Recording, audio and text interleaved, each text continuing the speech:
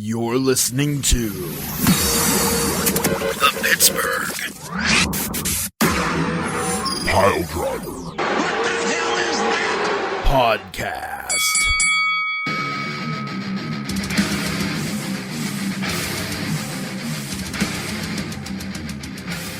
Well, hello once again, and welcome to the Pittsburgh Piledriver Podcast. There has been wrestling talk in abundance this week. The last episode, we did a WrestleMania recap, WrestleMania Fallout episode, if you will, and we talked all things WrestleMania. Go listen to that before you listen to this, because we're talking about the Monday after WrestleMania and the fallout and all of the stupid and good things that have happened from there.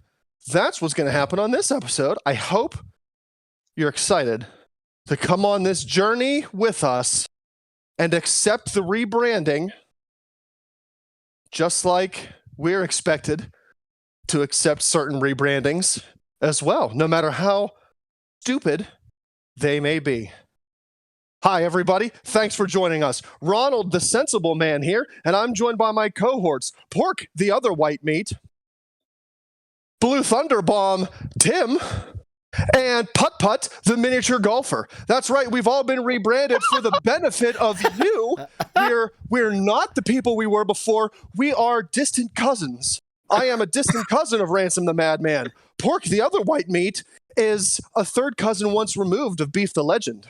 Tim, we all know, he's the twin brother of Tiger Bomb Tom. And Putt, the mini golfer, is once upon a time Poot the Bard's aunt's neighbor's sister's son. So if you can believe it, we're taking over the podcast and we are going to make it better, because rebranding things is totally believable. It's completely believable that I'm no longer Ransom the Madman. And I expect you to get on board with this, because it's all going to be great. Hi, guys. It's nice to have our first episode all together. I don't know what happened to those other folks that used to be on the Pittsburgh Piledriver Podcast, but I'm glad to be here with you folks talking about wrestling. I'll take it. You know what? It's really good to have this refresh. And I know whatever ditch he's laying in, Poot the Bard would be so proud. I'll do you proud. I will slice the competition, and there's no bunkers about it. I don't know. Stop it. Listen, no. I can't. You know I what? can't I'm wait. no longer on board. We're done. It's over. I can't take it no more. I can't wait for us. I can't wait for us to do. We've just started. We just started the brand new Pittsburgh Piledriver Podcast with four completely different hosts, and Pork, the other white meat, is already losing his mind, just like his distant cousin, Beef the Legend. I'm controlling the narrative. I'm controlling the narrative. I'm controlling the narrative. We're done. It's over. Do we have a new logo? Listen. Is it tie-dye? Listen. Get out. Leave. I'm deleting you from the Discord. Goodbye. Everybody say goodbye to Tiger Bomb Tom. He's no longer affiliated with the podcast. Well, no, He he's hasn't not. been We have Blue Thunderbomb Tim. You're kicking out Blue Thunderbomb Tim before he even gets a chance to show what he's really about. All right, now listen. I'm leaving. This is all tongue-in-cheek, because if you have any knowledge of what happened on the Raw after WrestleMania, the grand return of Elias, the grand debut of Elias's brother Ezekiel. If you can believe this happened on Monday Night Raw. I was flabbergasted. I never thought we would see Ezekiel in WWE. I personally, in all seriousness, this is Ronald, the sensible man, being very serious now. I thought we would see Ezekiel on Impact or New Japan. I never thought we would get a signing of a quality caliber talent like Ezekiel in WWE. I'm floored. It really is a blessing. And you know what? Change is good. And I'm sure Elias will land on his feet somewhere. But we have Ezekiel. I'm willing to bet he goes to AEW. I bet Elias goes to AEW now. Yeah. So I've had some time. I've digested it. And here's what I have to say. Pork, the floor is yours. The manner in which it's being done, I think there's a payoff. Stop it. I do, because like he came out and he's like, talking, and Kevin Owens like, you're Elias, and he's like, no, I'm Elias's younger, more handsome brother, Ezekiel, and Owens is like, no, you're Elias. Like, it's very clear that this probably started like a Tenzai situation, and somebody with the good sense had a moment to say, you know what? Let's play this off. Let's just get out in front of it, make it ridiculous, and so it is. I'm not saying that they're going to change his name back to Elias, but I'm saying that they understand that we're not dummies, and that we're not just going to forget Elias and be like, oh, well, that guy's hair is a little bit shorter and has no beard. Clearly, he's not Elias. No, they understand that we know that they get it. So it's being presented in tongue in cheek. Even on Instagram or Twitter, he came out and he's like, "Hey, since my older brother Elias isn't going to be around here anymore, I'm Ezekiel, and I'll be taking over." And it feels like that gosh golly younger brother thing, and I think that's kind of fucking funny.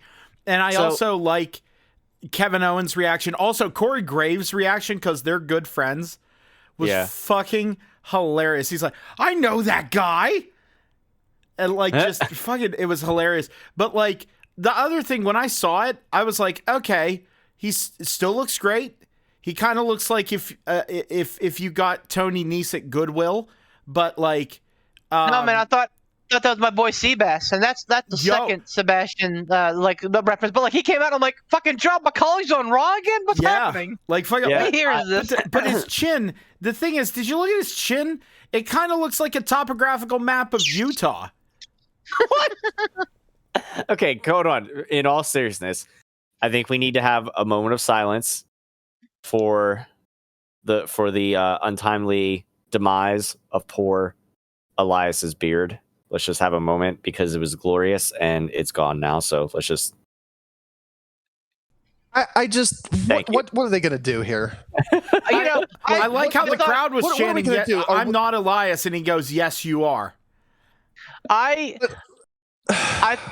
dead ass thought Tom was gonna be like, let's have a moment for Elias' character. I'm like, no, man, because that character. No. His beard. Yes, that in fact is a loss. Go ahead, Ransom. So what's gonna happen here? Are we gonna play off the yucks? Like, is this another Butch, ha. Oh my God! What are we gonna wait till his beard goes back and go, hey, just kidding, it's actually Elias? Oh no, he's Ezekiel turned heel and he's a lot. Like, what are we gonna do? Ezekiel saw the wheel. Wait.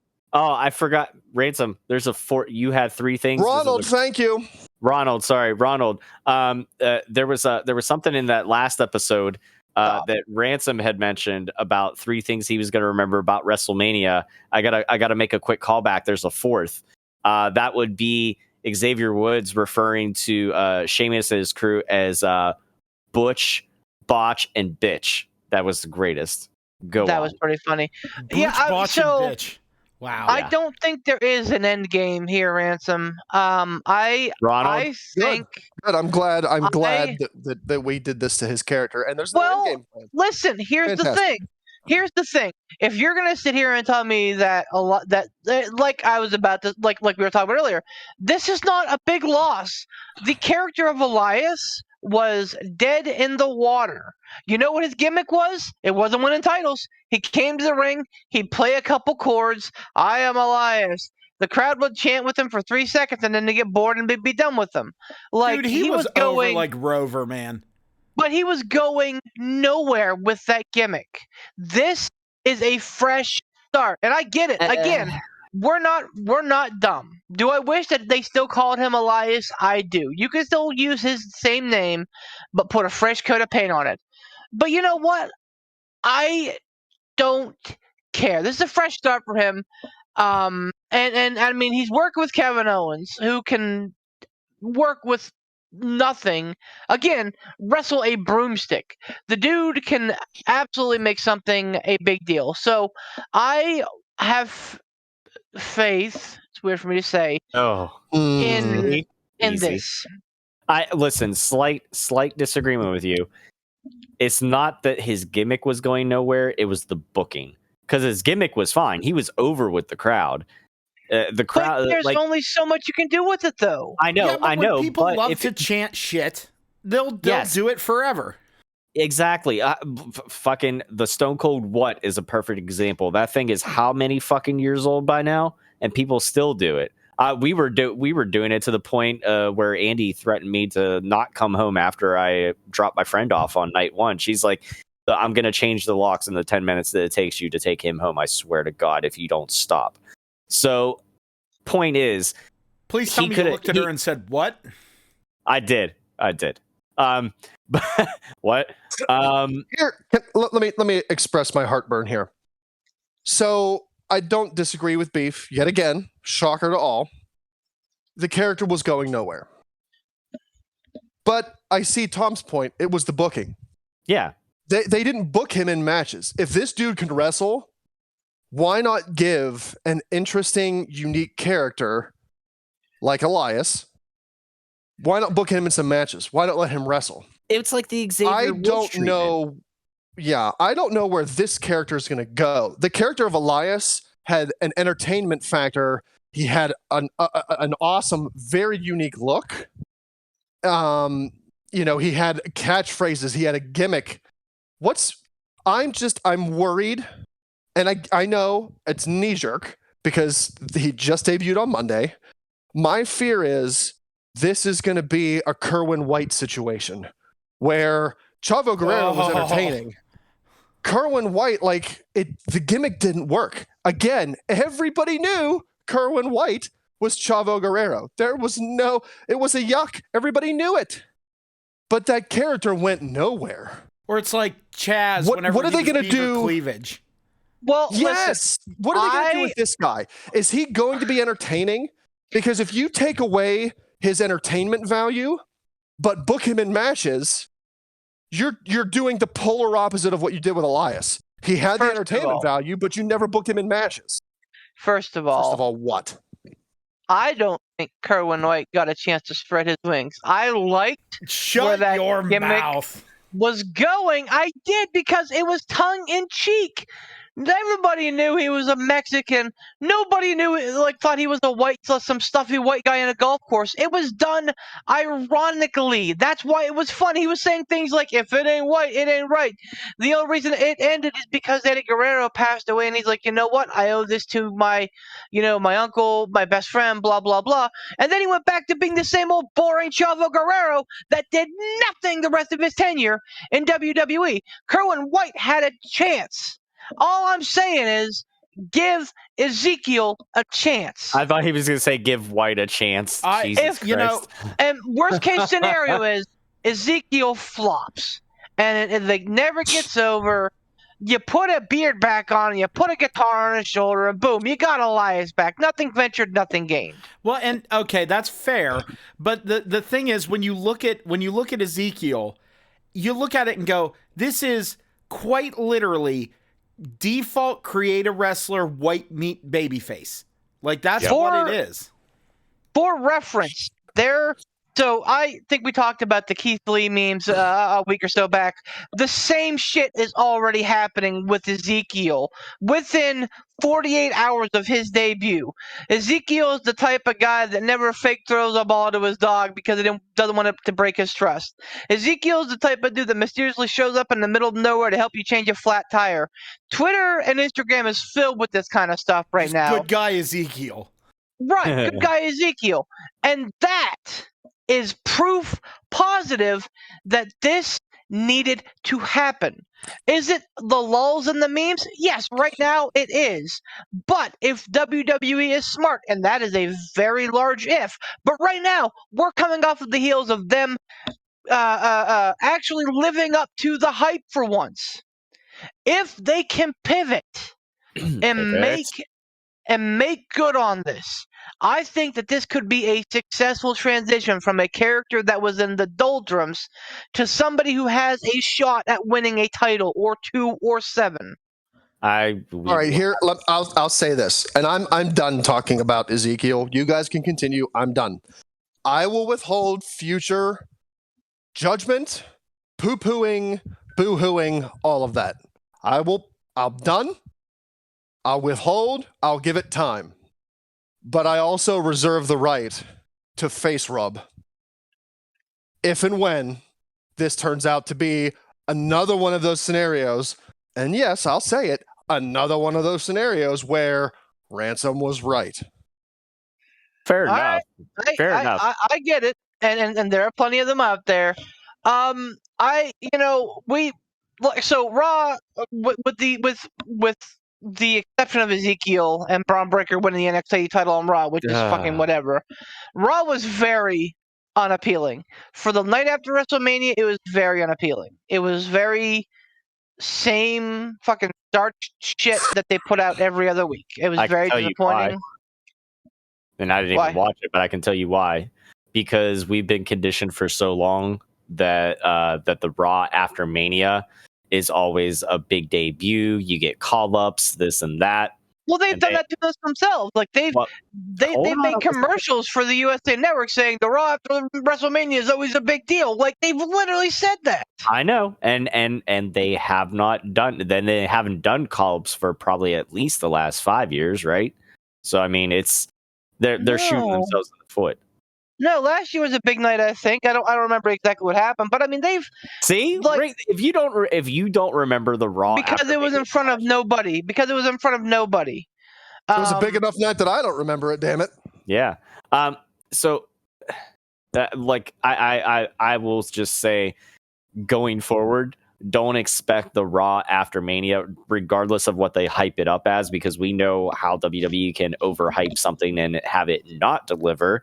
Biggest WrestleMania event ever. Thank you. It's the most stupendous WrestleMania. It was good. It was really good. Fucking Blood Money being greater than or better than WrestleMania. Like, come on.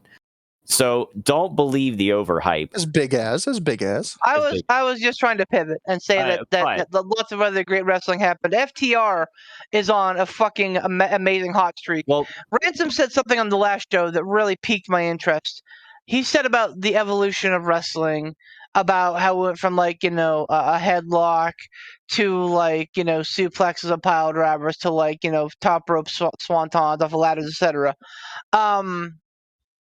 I think it's almost coming full circle to those who appreciate the sport, because FTR and the Briscoes had a fucking amazing match, probably match of the year so far at Ring of Honor, Supercard of Honor, and there was no flips.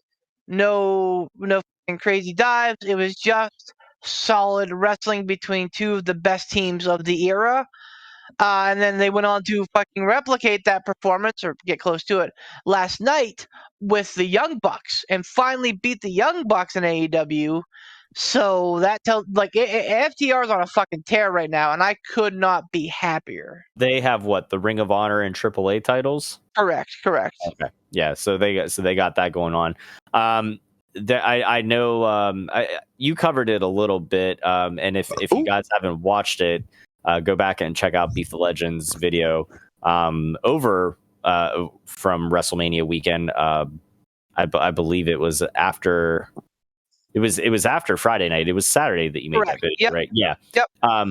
Where he talks about all the other wrestling that was going on, because now for the last couple years at least, since 2017, I think. Okay, yeah. So for a little while now, for a number of years, WrestleMania weekend, it has been filled with other wrestling promotions like New Japan, Ring of Honor. Impact had stuff going on. There's a lot of really good stuff out there, and one could argue the fact of how New Japan does their 2 nights event is why WWE borrowed that idea or whatever and decided to do WrestleMania 2 nights. It's so much more digestible too. It is, sure and I love it. I got into a slight argument with somebody at work today about it. I was like, they're like, I'd rather just have it one night. I was like, you want to devote an entire work day to watching just one event? I was like, are you high? I think there are pluses and minuses. I think with dividing it up, you lose a little bit of the spectacle. But I think that it does make it more digestible, and it does make it more enjoyable. Matches also get more time. Yes. Yeah, Also that true. too. And when you have a super stacked card, you have like multiple people who could or should main event certain matches. You have 2 nights and 2 main events that you can do that with. So people aren't necessarily getting snubbed. So it works out nice. Before we move on, I want to touch on the 2-night thing. Yeah. Just my little opinion of the whole thing. I can honestly say that I watched every match but one. Mm-hmm. With this 2-night WrestleMania. When WrestleMania was 1 night, even when I went somewhere to watch it, I either missed the beginning or I missed the end. Yep. And again, everybody's different. Everybody has their own lives. But just speaking for me, I am a husband and I'm a father. I have a wife and 2 children. I can't devote 8 hours of a weekend day to wrestling. I don't have the bandwidth. I can't do it. Not all in Now, one day. no, I can't. Well, no, I can't. 8 hours a day to wrestling, I can't do it. I have so many more other commitments, and there's just no availability to it. But when you split it up into 2 nights, and I didn't watch any of the pre-show, mumbo jumbo, I had it on, but I wasn't dedicated to it. I was doing other things. But when the actual event started and the match started, I had the availability to watch those 2 nights and to be able to watch all the matches. Right. So just from my own personal opinion and and I can't be the only husband and father out there that watches wrestling and doesn't have the availability to sit around and spend 8 hours on a Sunday watching it. So I can appreciate the 2 days. I like how they break it up. It makes it so that I can watch their full product. If they would have had this all in 1 day, guarantee that there would have been lots of matches that I wouldn't have seen. Right. Something to kind of pivot off of what Beef said about the evolution of wrestling. Ransom had mentioned about the evolution of Edge. And I kind of want to get your guys' opinion on this as far as the whole, potential rumblings that we hear about a stable. We obviously know that Damian Priest is going to be in cahoots with Edge now. But from what I heard, on Raw, that it kind of fell flat as to like Priest's explanation as far as why he joined up with Edge, why the heel turn, and this goes back to a point that I made. What did he have to say? It basically it was the cliched that I piss on the fans sort of thing. Because the fans did nothing for him or whatever, but now Edge is mentoring him and he's doing stuff for him. Now here's where this doesn't make sense. Okay, long-term storytelling that we talked about, like with Brock and Roman, that makes sense. It was put together. It was coherent. It's been good, cool. But this kind of not that I'm not excited for the possibility of whatever stable they might form with Edge and Priest and insert whoever other 1 or 2 wrestlers. But the reason for the turn was just kind of seemed like it came out of left field, and one could argue that Damian Priest, he's saying like, oh well, the fans were doing nothing for me, or I was going nowhere. He's been one of the few people that has not necessarily suffered the NXT curse, where he got brought up to the main roster and was pissed away in mid-card obscurity. He got brought up, he got put into, good booking. He got himself a US title. Decent booking. I don't know about good booking. Well, okay. Yeah, decent booking, but he didn't get the fucking Nakamura treatment.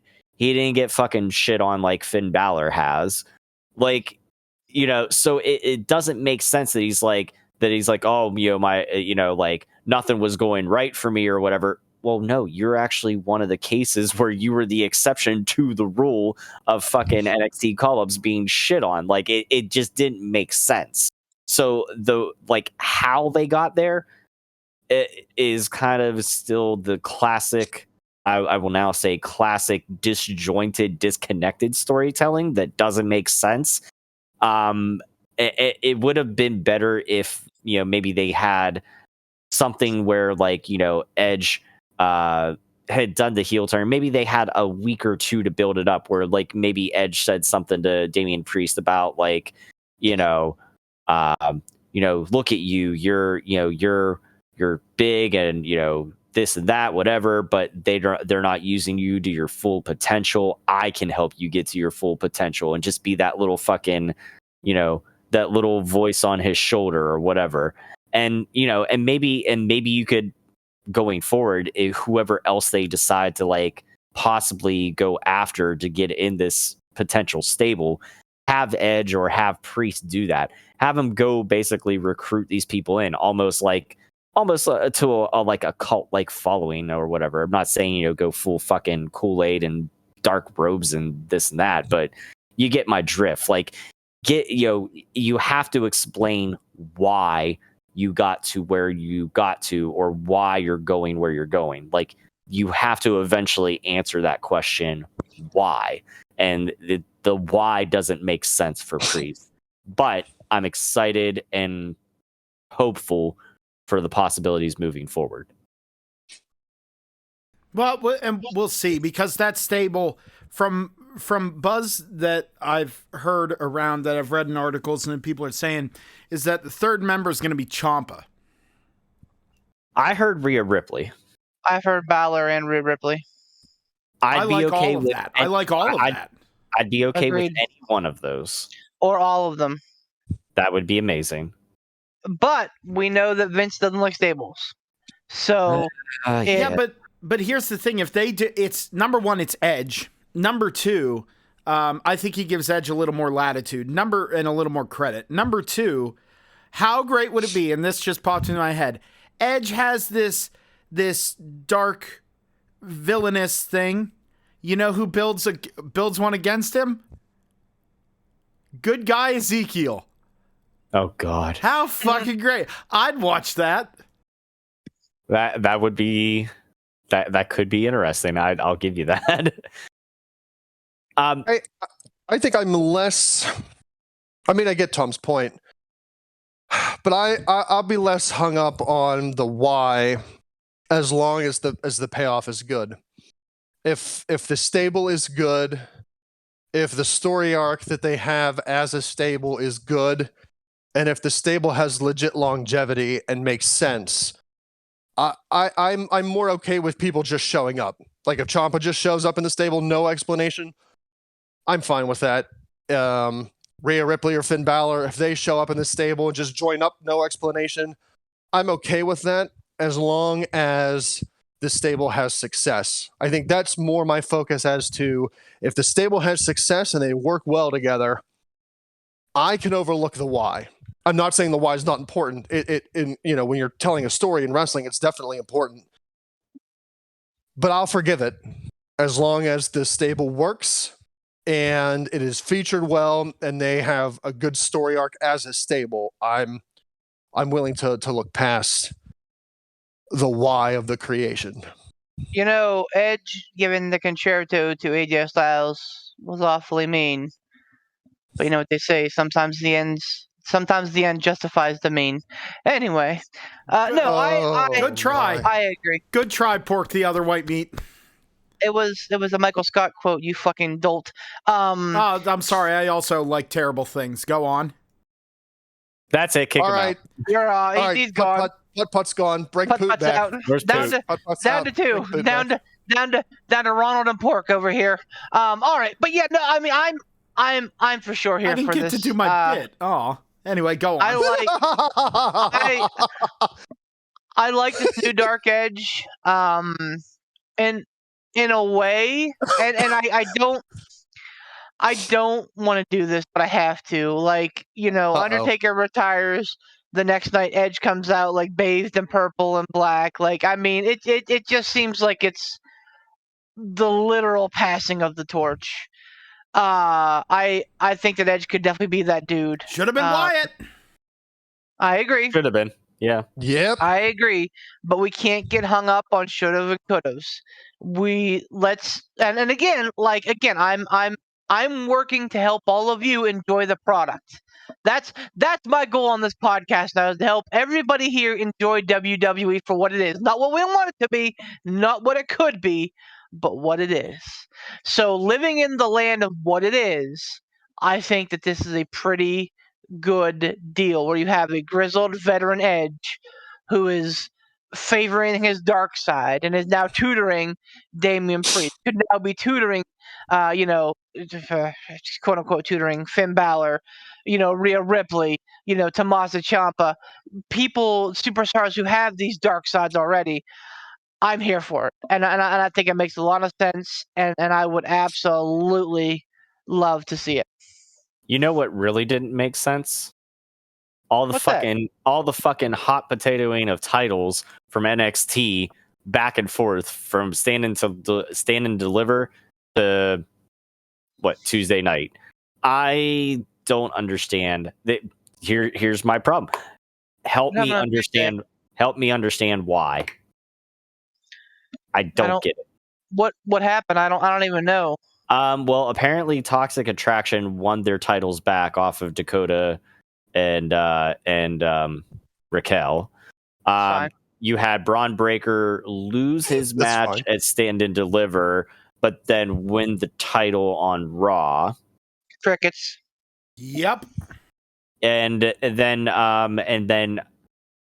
I guess now fucking Imperium is pretty much broken up. I guess Eichner and Barthel kind of just walked away from things. I don't know. They're like, whatever. Well, yeah, because you can't have Gunther attached to anybody when you move into the main roster. He's got to be by himself. Okay. That one I understand. If they're gonna move him, but I mean, they can't have somebody else fucking come in. That was tongue in cheek. Like, Imperium should be moved as a unit, same as the Undisputed Era. They should, but apparently but not. Vince hates them stables. He sure does. I mean, that's so. It used to be that we looked to NXT for long-term booking. That we looked at NXT to live up to the expectation and then some. I remember those days. Pepperidge Farm remembers. And now those tables have turned to where NXT has given us the swerves. The Vince is like, aha, gotcha, Marks. But WrestleMania is delivering on the goods, almost like he planned it. I think Toxic Attraction absolutely was just a swerve. I think that they're fine with their titles, and I have no problem with them. I think Braun Breaker not winning the title at WrestleMania weekend was dumb, fucking stupid as hell. And I know what they'll say. It was WrestleMania Raw, and the fans didn't care because he could have won at a larger, mid-sized arena, sold out for NXT fans. He could have won and put a big, stamp on his fucking future, and they didn't do it for whatever fucking reason. And now the fact that he is now in that elite class of 2-time NXT champions, let's not forget that. So the fact that you didn't give that to your NXT audience when you were just inevitably gonna have him be that anyways is a fucking slap to their face. Mm-hmm. Toxic Attraction already being 2-time champs, Dakota and Raquel now being 2-time tag champs. Okay, that's cool that you now have that distinguishing, fucking thing on your record. But I don't understand why. I don't understand why they hot potatoed it unless they're planning on bringing up Raquel and Dakota to the main roster. But if that's the case, you should already have that planned out, at least a couple weeks in advance. You should have you should always have it in place. Any given thing, okay, give me 2 weeks to finish up this program with X, Y, and Z. Whoever it is, doesn't matter, guy, girl, whatever. Give me 2 weeks. You need at least that. You can't tell me that they. Well, no, I'm going to put my own foot in my mouth when I say this. You can't tell me they didn't know that they wanted to bring up Dakota and Raquel to the main roster before WrestleMania weekend. Do you mean to tell me that they put the titles on them and then decided, like, within 24 to 48 hours later, oh yeah, we're going to move them up? Like, that makes no sense. I Let me interject here real quick, Tom. Yeah. I fear that you're still operating under the old NXT expectations. Hot potatoing of titles will happen now. Oh. Triple H isn't in charge anymore. Oh. The elite class that we saw of multiple time NXT champions is gone. You're going to have multiple NXT champions more often than not now because Triple H isn't in charge anymore. And while Vince McMahon might not be sitting at Gorilla, either him or the people who studied under him, Johnny Ace and Bruce Pritchard, are making the calls now in NXT. Hot potatoing of titles is something they learned under Vince McMahon's tutelage. The era of it's a big deal to have multiple time champions in NXT is out the window now, because a multiple time champion is something that, once again, Johnny Ace and Bruce Pritchard learned under the tutelage of Vince McMahon. This makes so the days of looking at NXT going, it's a big deal to have a 2-time NXT champion. It's not anymore. It was at one time a big deal, and it didn't happen very often. Yeah. I'm willing to bet once Braun Breaker gets called up, the next NXT champ will probably be a 2-timer, maybe even a 3, and it'll continue on, because the people who operate at the foot of Vince McMahon are now operating NXT. So you're going to see those type of things more often than not, I fear, in the tie-dye brand of NXT now that we didn't see under the black and gold. This makes my balls hurt deeply. You should get that checked. So one of the other things that happened on Raw was Cody's promo. Thank you. Now, yes, thank you. I would personally like to hear from Beef. Give us the Cliff's Notes version of what Cody said, and how did you take it? You sure you want to start with me? Yeah, I do, actually. My dad is Dusty Rhodes. Wow. That's what I took from it. And I adore Dusty Rhodes. You guys know. I mean, one of my fucking favorite personas of all time. Dirty Streets is based on the American dream, Dusty Rhodes. I adore Dusty. And I think that Cody is real good too. I've always been a big Cody Rhodes fan, just not of him as a booker. But his song and dance that he did on Raw was the same that he did before he left. My dad is Dusty Rhodes. And yes, it's deeper than that. I get it. But what I take from it is that I fear WWE creative may not have learned much, and that despite that fact, I think that Cody is in line for a pretty big title win coming down the pike. So see, that wasn't as scary as I thought it would be. Ransom, what about you? I hear Beef. I hear you.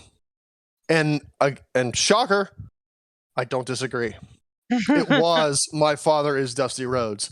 But while that song and dance has been done before, to me, when I watched that promo, it hit me in the feels. I felt like that. I feel like this iteration of Cody Rhodes is a genuine, I want to pay homage to my father. It felt heartfelt. It didn't feel like just one of those things like, I have lineage, I have legacy, I'm Cody Rhodes, my dad was Dusty Rhodes, let's go, baby, son of a plumber, here we go, bing bong bang. I felt like it was genuine. I felt like it was passionate. and I got excited. That Cody Rhodes promo gave me excitement. I know they did it before, but we even talked about it on a podcast before WrestleMania that, what's Cody going to do? What's Cody going to do? And someone even said, and I don't think it was a negative when they brought it up. I think it was a positive. He's going to play to his lineage. And that's exactly what he's doing. He's playing to his lineage. I'm here to win the championship that my father never was afforded. And I feel like this is setting up Cody to have that big title push. And hopefully it's a setup, and the whole, like, I'm doing it for Dusty is over here. I think if they continue to placate that, we'll get real stale and real boring. But he left as Stardust, and he made reference to Stardust. He came back as Cody Rhodes. And I think Beef even said it, or Tom, he left as a joke. He came back as a legitimate wrestler and a legitimate champion. So I feel like this sets up what could be, and what hopefully is, a successful championship run for Cody, because he went out and he banked on himself, and he made himself a legitimate star, and he came back not as a fun, yucky gimmick. He came back as a legitimate wrestler. And I'm hopeful, as much as I was a doubter before WrestleMania, I'm hopeful now, seeing this promo and seeing that Cody is here to cement a legacy for himself, for his family name. He's not here to be a mid-carder. He's not here to be, just a guy who Myers. Like, his promo that he gave, I'm here to win the big one. I'm here for the big time. I'm here for the big leagues. I'm here to be a big deal. And that's what that promo felt like for me. It felt like I'm here to be a big deal. What I was before, I was a gimmicky guy. I was a mid-carder. That was fine. I did it. It's over. Now I'm a big deal, and I'm here to go to the top. So I was very pleased with the promo that Cody gave. I know it was probably maybe a little bit of a dig at AEW when Seth Rollins came out, shook his hand, and said, "Welcome home." I don't know. Maybe not. But I took no issue with the promo that Cody gave. I felt it was genuine and heartfelt, and I'm very optimistic. And this is one of those times where I hear Beef. I heard, after I watched that promo, I could have swore that Beef was sitting next to me, because I got amped up and I got excited, and I could hear Beef. Don't do it. Don't get excited. Don't build it up in your head. Don't expect super great things, because you know what WWE does. They always let you down. Don't look for the moon. Look for what they're realistically going to do. But I had to talk myself. His promo got me to the point where I had to talk myself down, because I felt like, oh shit, this is it. This is going to be the time for Cody. It's going to happen. And I genuinely hope it does. Well, and realistically, they could be forced into that, because Roman Reigns may or may not have a bicep tear. Yep. And if Roman Reigns is a bicep tear, he's going to be out 4 to 6 months. I don't know that they would just let him coast on his laurels. They might, but especially now that they only have one world title, if and I think that's why they trolled everybody with, like, Roman Reigns is going to talk on Raw, and Roman Reigns' message was, "I'll see you at SmackDown."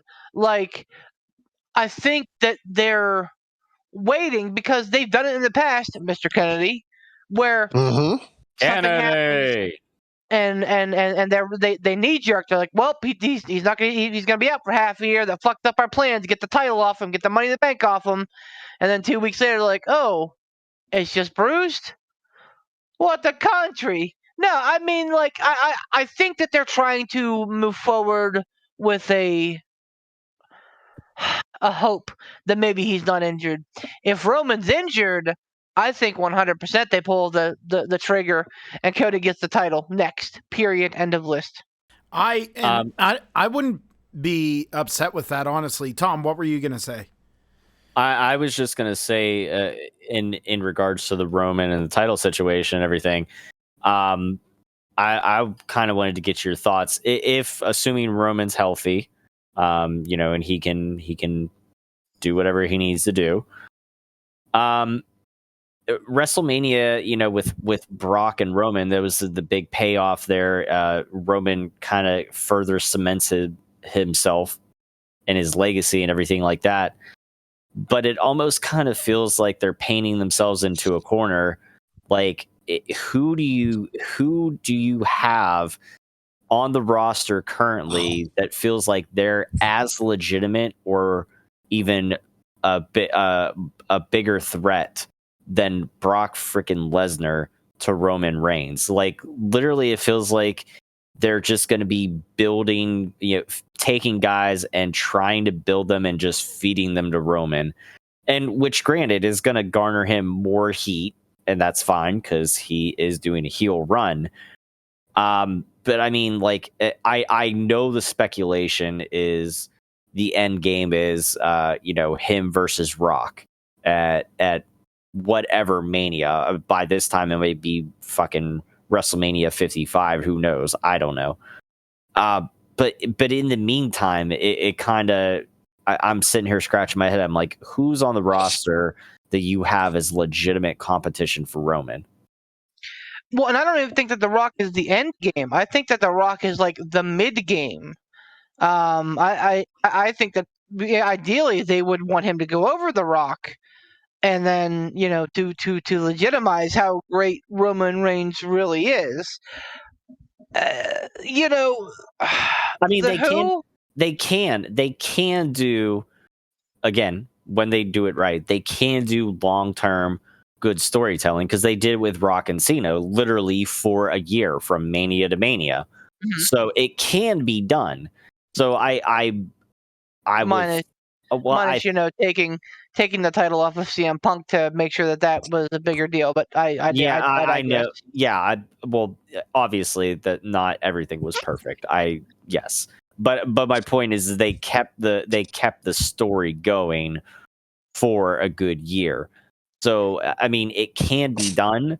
I mean, I would think that they're probably going to borrow a lot of the same ideas that they used for that in place with this, if that is what their goal is for this next Mania, is to have Rock versus Roman.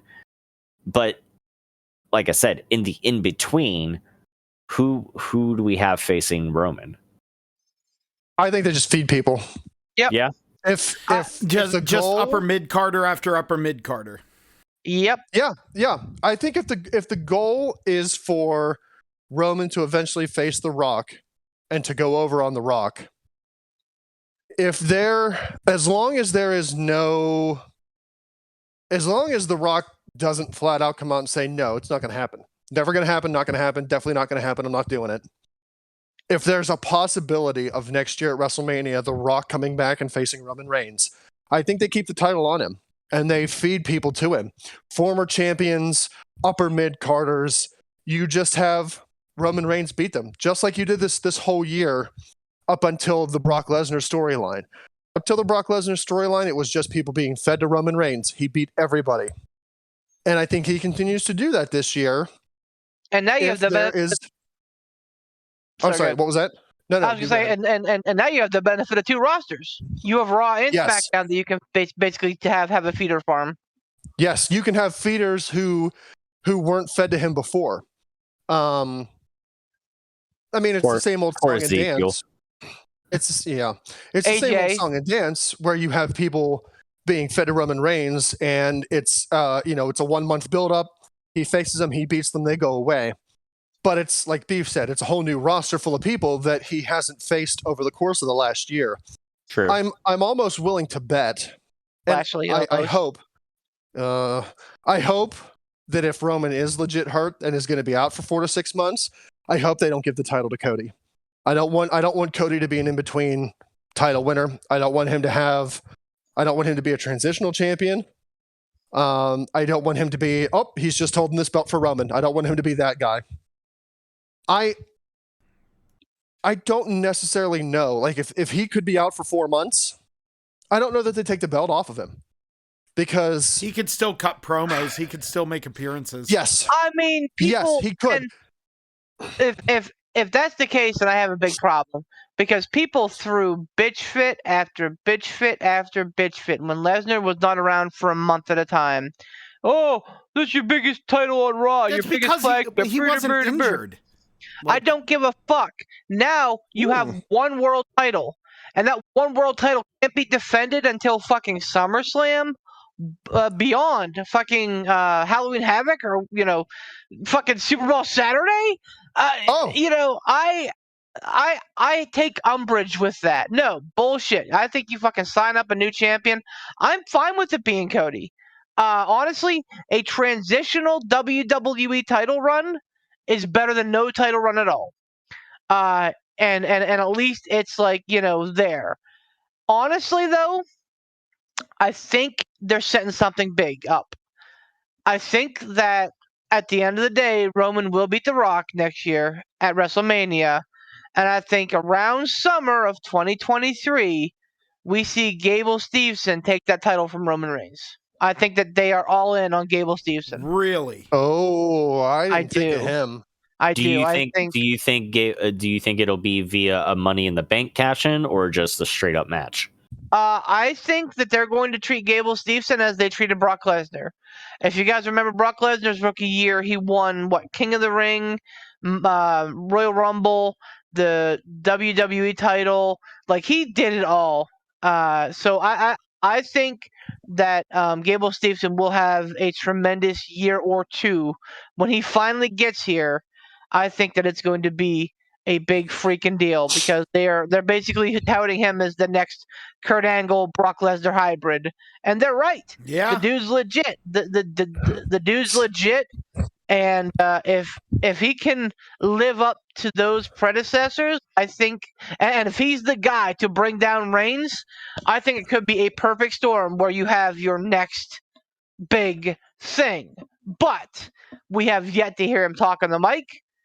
So we'll see how that works. Well, yeah, because there's a lot of factors that contribute into that. You could always shove Paul Heyman with him.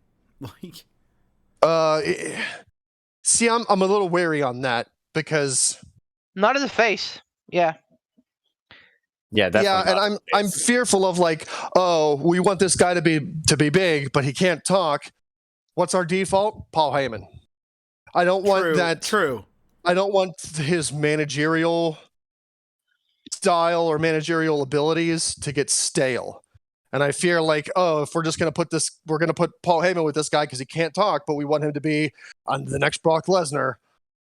I think people will see through that and go, oh, this is you're just repeating Brock Lesnar. Put him with MVP. I think Gable Stevenson. Yeah. Stevenson. I think Gable Stevenson. I know what they want for him. We all know what they want for him, and yeah, he's a legit player when it comes to amateur wrestling, but not all amateur wrestlers can transition to WWE. Kurt Angle was a diamond in the rough. He picked up on professional wrestling. It's super fast.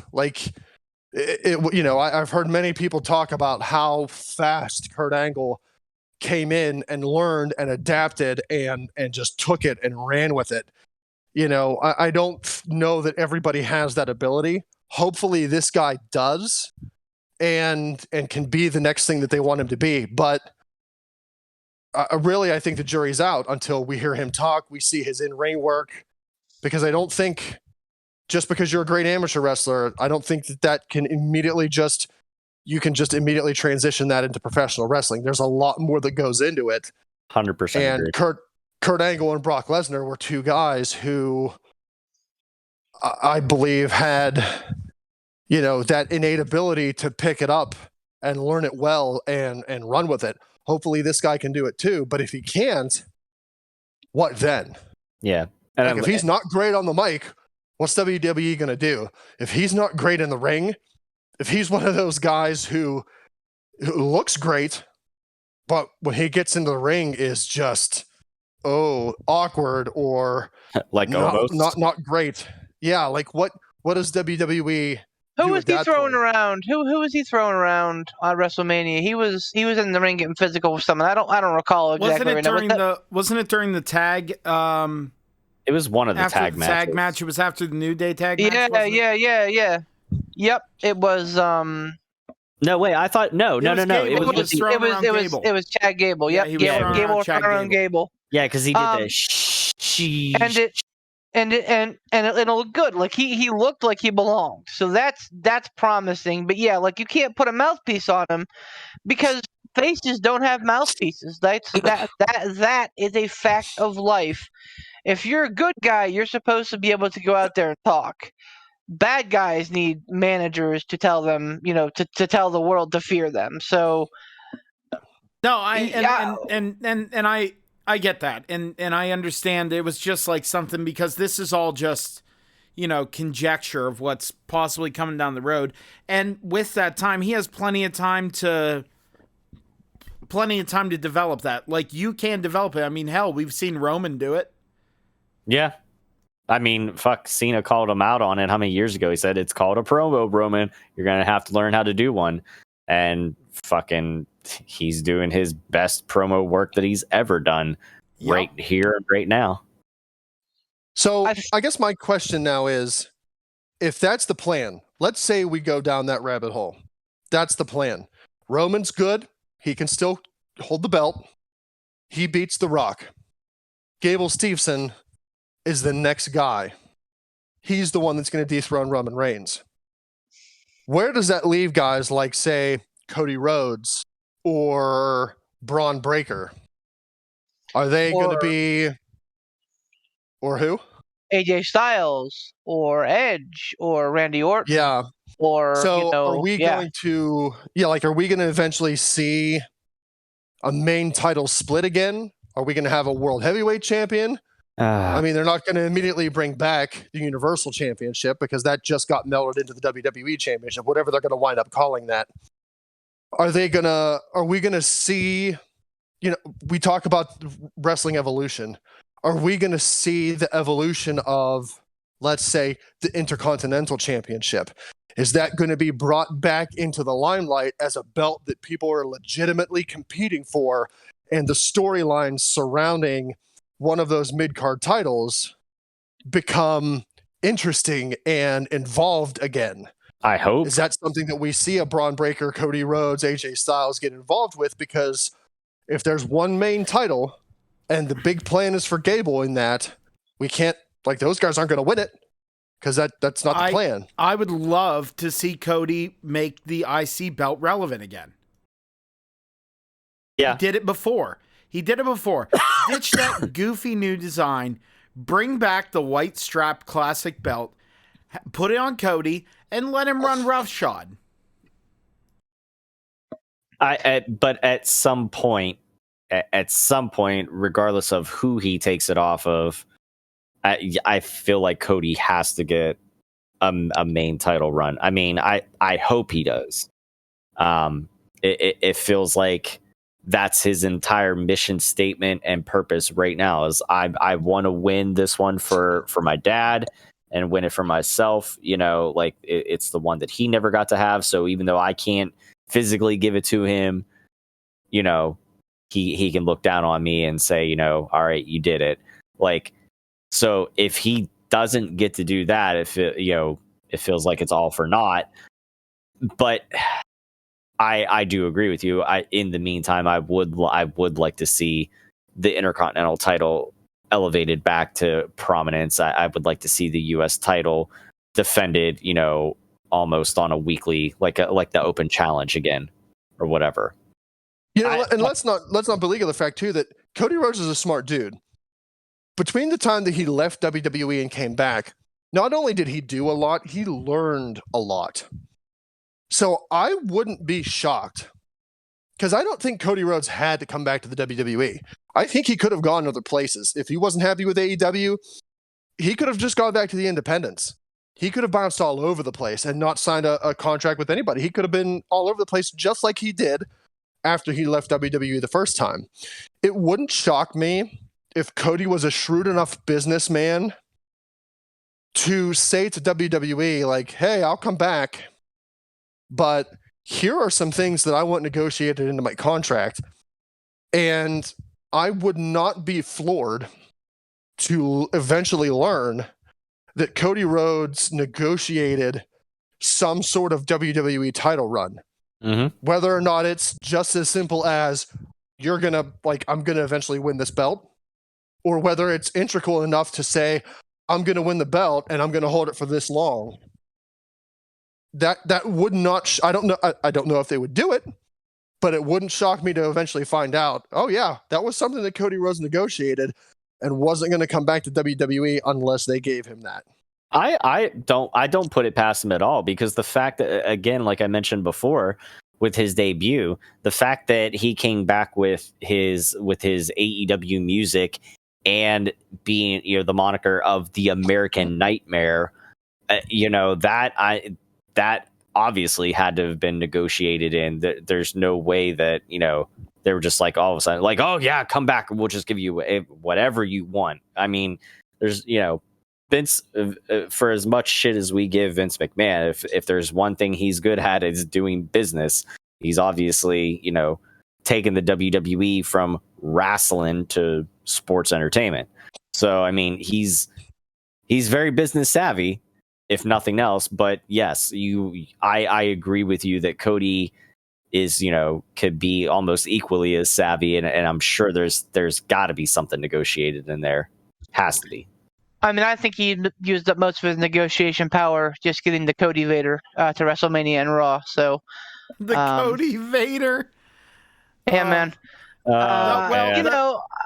Listen, if they have it there, they just adjust the settings so it doesn't pop Ray out of the stage anymore. They can just slowly raise Cody up. It's fine. So does WWE now own all those things, or did Cody work that into his contract that he's like, no, you're going to license this shit from me? That's a there's no way. I would be. There's no way. There's no way that Cody would come back to WWE after fighting them to get the name Rhodes to go along with Cody. I don't think there's any chance in hell that he comes back to WWE knowing that Vince McMahon will own trademarks on the American Nightmare or the whole intro of wrestling has more than one royal family. He fought them enough to get just Rhodes to go along with Cody.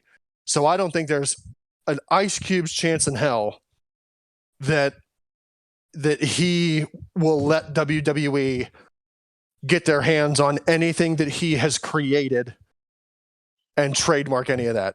I'm could almost guarantee that he's trademarked Cody Rhodes now. He's trademarked American Nightmare, just his whole ensemble.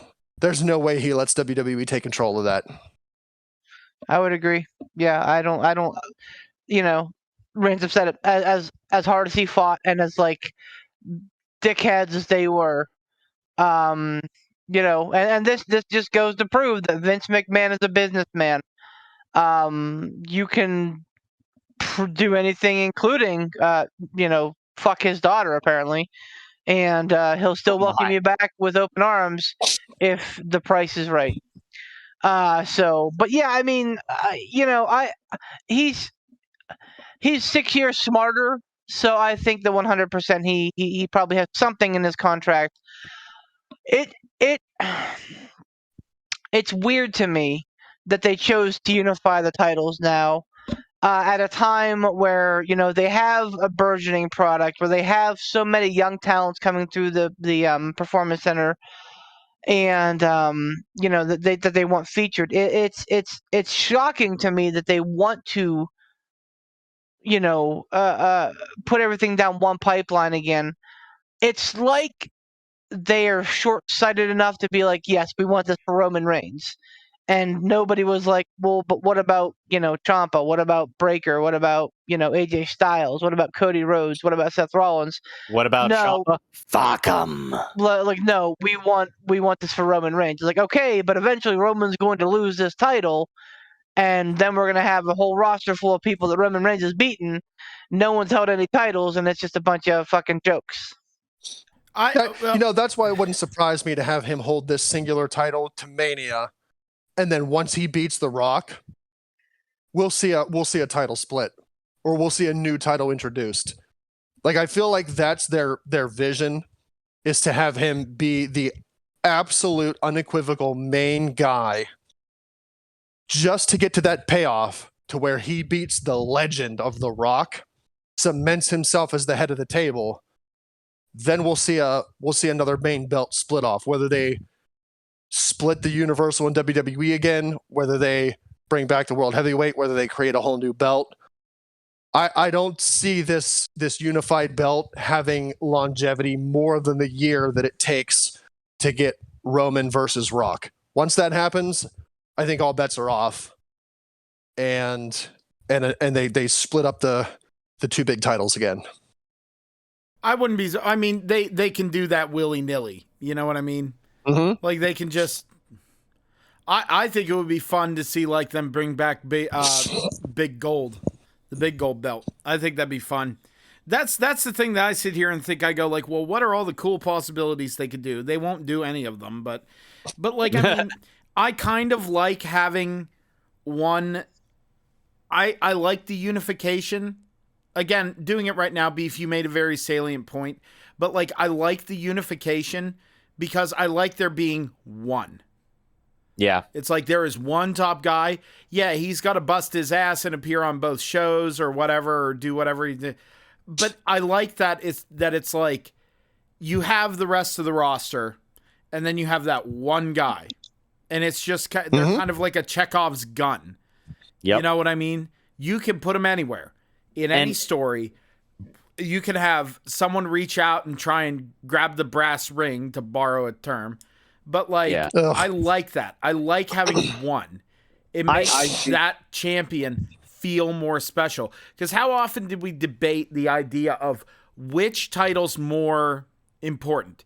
Is it the Legacy belt or is it the Universal belt? Because they wanted us to believe the Universal belt, but then you would get references about the history of the Legacy belt. Now, there's one. Yeah. And like we were saying, it gives you the opportunity to re-elevate the other titles, the Intercontinental title, because that title alone has so much prestige in and of itself, and the US title. These aren't just some, I know we call them mid-card titles, but they have a whole lot of prestige as well. Now you have a reason for people to really hunt them, because we're not handing out, an extra main card title. Like, you want the top title, you got to fucking take down Roman or whoever is holding that top title at the time. I'm in agreement with you on that, Poot. I've always liked the idea of one title, and it doesn't necessarily mean just because if Roman's going to show up on Raw, it doesn't mean he has to wrestle both Raw and SmackDown. Will they do that, with a live event, a non-televised one? Yeah, more than likely. I'm sure he's not just gonna wrestle just once a week. Maybe they do, maybe they don't. That's neither here nor there. But I absolutely am with you on that. I love the idea of a unification. That's why I predicted that they were going to do it. Back in like October or November, I think I said, I was like, you watch, they're going to unify him. They did. Yep.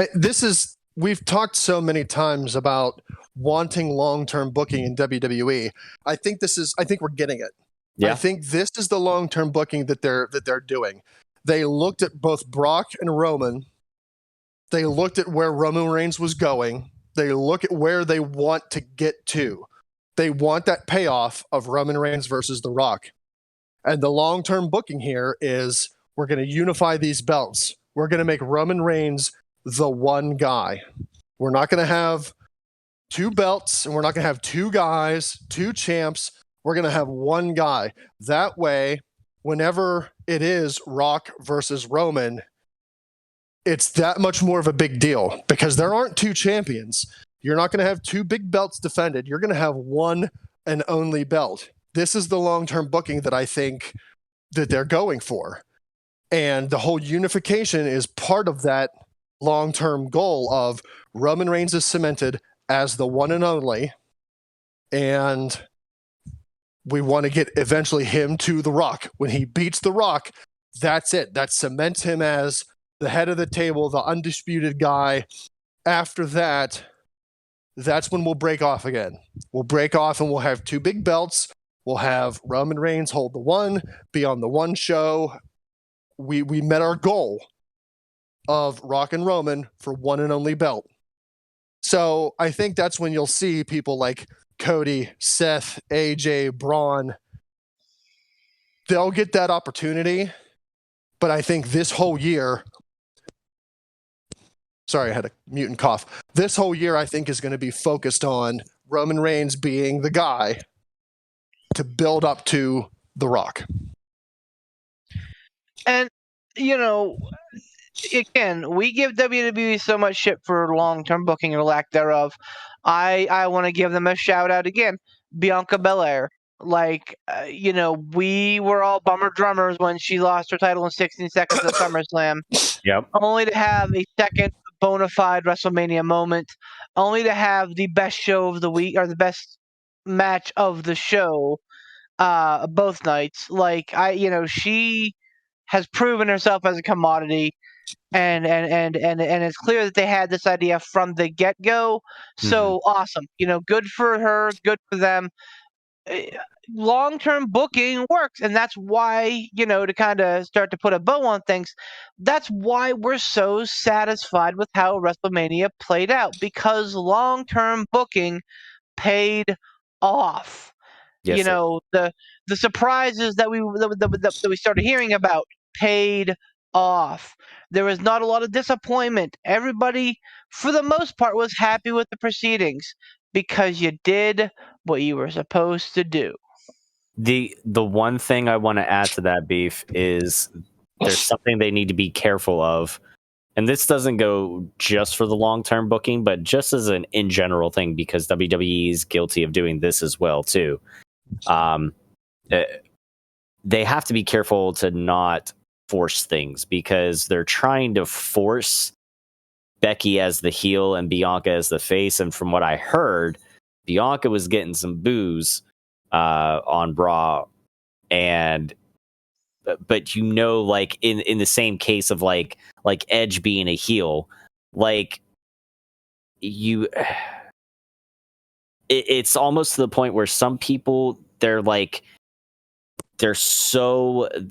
real life story and their real life journey and just their real life persona is so likable that they can't really like make themselves heels, or vice versa, whatever the case may be. So I think that's one thing that they're gonna have to be very careful of in their long-term booking with whoever it is going forward. Don't try to force things. They have to get better at adapting and kind of feeling out things. Just like a good example of when they did it, when they actually did it right, and they moved with the ebb and flow, was Daniel Bryan. And that had some long-term booking to it too. The whole Yes movement, that went on for a little bit, not nearly as long as this whole Roman thing, but it had some legs to it, and they and they listened to the fans, and they ebbed and flowed, and they got their payoff whenever Daniel Bryan won at WrestleMania. So that's one thing. Nobody from WWE is listening, but just please be careful. Don't try to force things to us that don't make sense. I'd say that would be a good place for a tasty Mexican delight. What do you guys think? Well, you can force the burrito. Give it to him. Give him the burrito. Thank you all very much for listening to the Pittsburgh Piledriver Podcast. Make sure to check out our previous episodes. Make sure to go back and listen to the dumb things that we said. And you're looking now, how could you guys say those dumb things, you dumb dummies? We want to thank our lovely sponsors. First off, our very own Tiger Bomb Tom. or Casual Gaming Dad, as you might know him, over on Facebook and on Twitch and on the YouTubes. You just search Casual Gaming Dad. Join Casual Gaming Dad's Corner over on Facebook and give him a like and watch his streams. They are phenomenal. And Tom's very talented and he's a lot of fun. So there you go.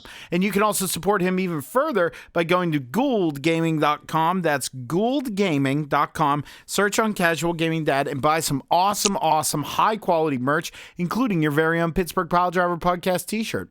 We also want to thank Mr. Sean Tischler and his work in the central Pennsylvania area, or the Pennsylvania area in general, with independent wrestling. And we also want to thank our very own madman, Ronald, the Sensible Man, and his channel, Have Fun Ronald.